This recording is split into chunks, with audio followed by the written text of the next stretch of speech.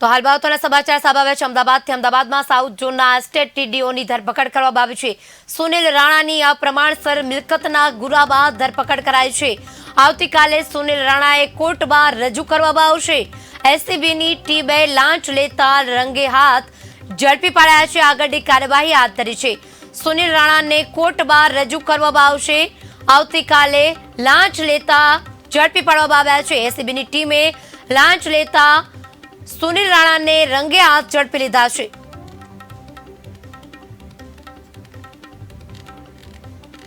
હાલ બાતોના સમાચાર અમદાવાદથી। અમદાવાદમાં ઓફિસર લાંચ લેતા ઝડપાયા છે। અમદાવાદ સાઉથ ઝોનના એસ્ટેટ ટીડીઓની ધરપકડ કરાઈ છે।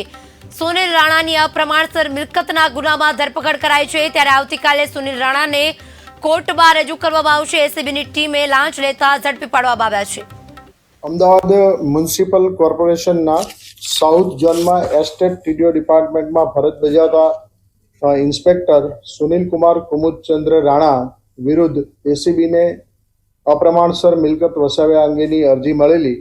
એ અરજી તપાસના અંતે એસીબી દ્વારા 29 જાન્યુઆરી 2024ના રોજ ગુનો દાખલ કરવામાં આવેલો અને ત્યારથી તેઓ પોતે પોતાની ધરપકડ ટાળવા માટે થઈ અને નાસ્તા ફરતા હતા અને તેઓએ નામદાર સેશન્સ કોર્ટ અને નામદાર હાઈકોર્ટમાં આગોતરા જામીન માટે અરજી કરેલી।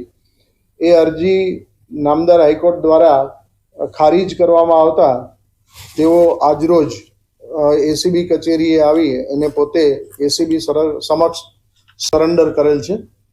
તેઓ 1997માં એસ્ટેટ ટીડીઓ ડિપાર્ટમેન્ટમાં સબ ઇન્સ્પેક્ટર તરીકે જોડાયેલા અને ત્યારબાદ તેઓને 2011માં ઇન્સ્પેક્ટર તરીકેનું પ્રમોશન મળેલું હતું।